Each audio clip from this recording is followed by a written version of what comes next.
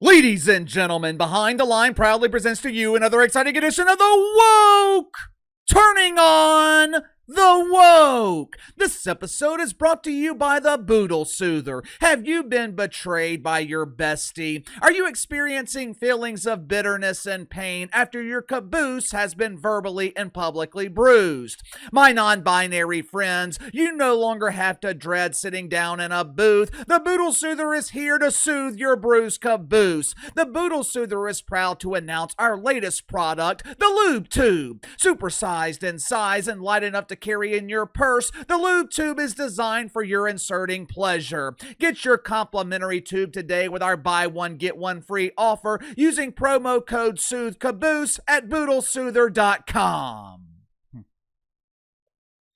You know, there is an old saying, it's lonely at the top. If you look at people who are successful, I'm talking about the top 1% of the top 1% in their field, most of them have something in common. They don't have very many friends. They have acquaintances, they have associates, they have colleagues, they have employees, but most of them don't have very many real friends. When you're at the top of your industry, it is very hard to trust people. People are either looking to use you to advance their own career, or you're always thinking that they want something from you. Mostly, they want your spot, or even worse. There are people who are jealous, resentful of what you have and what you've accomplished. How many friends does Caitlin Clark have in the WNBA? How many friends did Michael Jordan have on the Chicago Bulls in the 90s? Kobe Bryant? Most of their teammates describe them as assholes. Michael Jordan wasn't liked by most of his teammates. Kobe and Shaq, they notoriously did not get along. When Howard Stern was in his prime, he didn't have friends in the industry. He had enemies. Dudes like this are laser focused. They eat, sleep, and breathe their purpose, their goals. They have a hard time understanding why everyone else isn't like them, and everyone else has a hard time understanding them. Or the pronoun deacons at Woke United Methodist would prefer they. They have a hard time understanding they. Last night, I received some audio that allegedly came from a producer at ESPN. His name is Ryan Bertrand. He is a producer on SportsCenter. I was initially suspicious because I wasn't familiar with the source. This audio is coming from the O'Keefe Media Group, which was founded by James O'Keefe. He is the same dude that founded Project Veritas. A couple of my channel members told me last night that they're a legit group. One of them has even met James O'Keefe personally. But I was still a bit suspicious until I discovered that Ryan Bertrand immediately locked his social media when this audio was leaked publicly. Does that automatically mean it's legitimate? No, but it damn sure adds fuel to this flaming ass fire. So I'm going to share the audio with you guys and let you decide for yourself. But first, make sure to like and subscribe. You can follow me on Twitter at KC_BTL84. Link to the second channel is in the description below. Yesterday on the second channel, talked about the mainstream media polishing the turd and making Unrivaled's ratings appear to be something that they're not. Today, we might be talking about Bronny James' career game from the other night. That topic might be on the second channel, or I might do it here on the main channel. I haven't decided yet, but either way, click the link in the description below and subscribe to the second channel. Last night, the O'Keefe Media Group released audio from ESPN producer Ryan Bertrand that came from an anonymous source.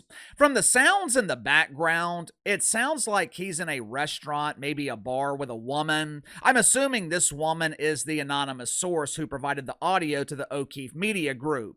I know for a fact this recording was recently because they briefly talked about the situation between Stevie and LeBron James at the Lakers game. Your Lord and risen King is real mad! You stop talking about my son, Stevie! That hurts my feelings! Ah!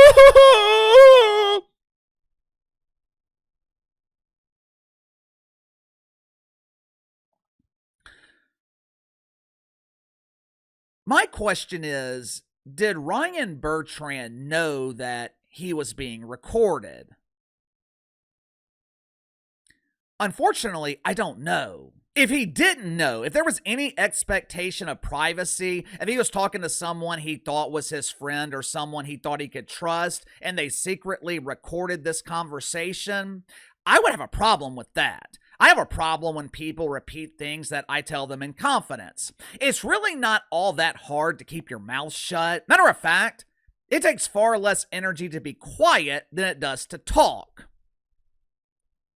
Anyway, Ryan Bertrand is talking to this anonymous source about Stephen A. Smith. He was talking about how Stevie is perceived by other woke welfare collectors at the worldwide leader in woke, ESPN. Now, keep in mind, Stephen A. just received a $100 million contract.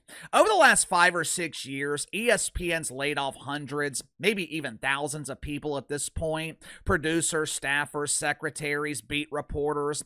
ESPN's let go of big names like Trey Wingo, Mike Golick, Zach Lowe, who was by far their best reporter for the NBA. ESPN fires Zach Lowe, someone who actually knows what he's talking about, and they give Mina Kimes a raise. Someone please make it make sense. The reason I bring all that up is because of the optics. People working at ESPN, they have seen their friends, their colleagues lose their jobs. I'm sure ESPN blamed budget cuts or the billions of dollars they're losing on lost cable and satellite subscribers. ESPN let all those people go, but they found $100 million to give to Stephen A. Smith. I am sure that's caused jealousy. I'm sure that's caused people to look at him differently, which might explain why Ryan Bertrand was willing to vent to whoever the hell this is who recorded this audio. Watch for yourself. Stephen A. Smith. He plays the angry black man on TV. I think the higher-ups at ESPN and Disney see that. He's like this angry black man. He goes on Fox News probably like once a week.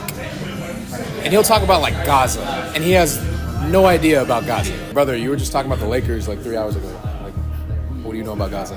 Fox News will have him do like a 10-minute like conversation with their anchor talking about like his views on Gaza. He is the angry black man. He plays the angry black man on TV. The angry black man stereotype is basically you're loud, you talk over people. He does that pretty well, which that's why I can respect why they paid him. Because he knows his role. He knows how to like play that role really well. Stephen A. had been talking about LeBron's son for like a while. LeBron like confronted him at a game one time, like lately, stepped up to him and like basically said, "Stop, talk shit about my son." And then ever since that, Stephen A's been on like 4 different podcasts, basically like, I thought it was a weak move, like coming up to me and whatnot. It's just this whole like embarrassing thing that we're all like rolling our eyes at. They just think he's crazy, just trying to create attention, you know, which is his job, I guess. He gets paid a lot of money to do that, so. To do what? To like create chaos, to create like controversy, like an argument. That's like his job, basically. So he's like an investor? Yeah, that's a good way to put it. Again, I don't know if this is legitimate. I have never heard of Ryan Bertrand, so I don't know his voice. Like I said, as soon as this audio was leaked last night, Ryan Bertrand locked down his social media. If this is legitimate, if this was Ryan Bertrand in this clip, I doubt he's working at ESPN much longer.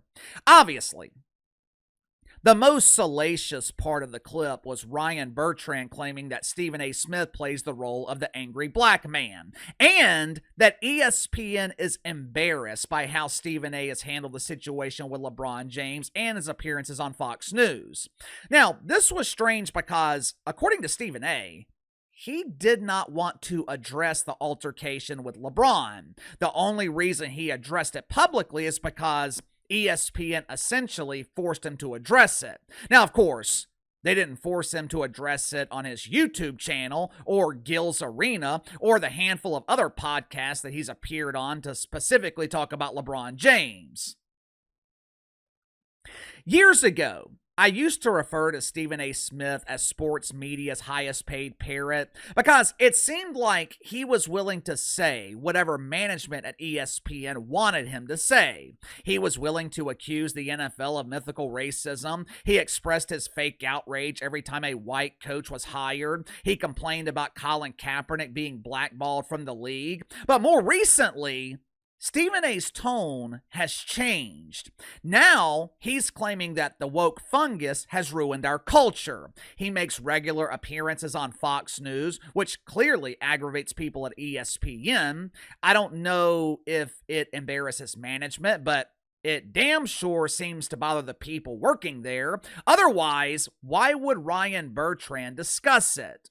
I noticed that he had no problem with Stevie appearing on CNN. He doesn't seem to have a problem with Stephen A. appearing on News Nation with his bestie Chris Cuomo. Hey, it's me, Chrissy C! He only seemed to have a problem with Stephen A. appearing on Fox News.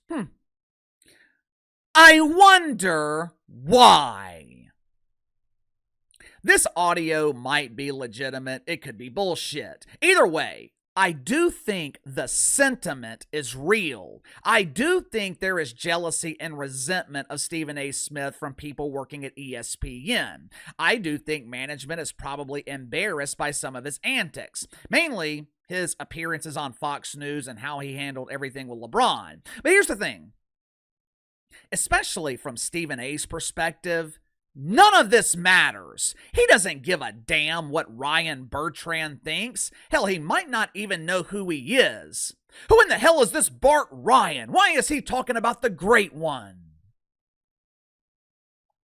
None of this matters to Stephen A. because, number one, he already got his money. And number two, he is the face of the network. He's allowed to get away with things that 99% of the people working at ESPN can't get away with. Because Stephen A. has put himself in a position where he is damn near impossible to replace. Mina Kimes, replaceable. There are pretend NFL analysts all over YouTube. ESPN could hire them to replace Mina Kimes at a fraction of the cost. Molly Karam, easily replaceable. Not only is Molly Karam easy to replace, she needs to be replaced. Elle Duncan, Monica McDougal, Chris Russo, Ryan Clark, Dan Orlovsky, all of these people are role players. They can be moved out. No one would notice. No one would care. But it would be incredibly difficult for ESPN to replace Stephen A. Smith, which is why they're willing to deal with his antics. It's why they have given him freedom that others don't have. And it's definitely why they paid him. Give me your thoughts on this. ESPN producer Ryan Bertrand busted talking shit about Stephen A. Smith. Will Ryan Bertrand lose his job over this? Do you think this sentiment is rampant throughout ESPN? Do you think people are jealous and they resent Stephen A.? More importantly, do you think it matters? Let me know. Sound off in the comments below. I'll see you guys later.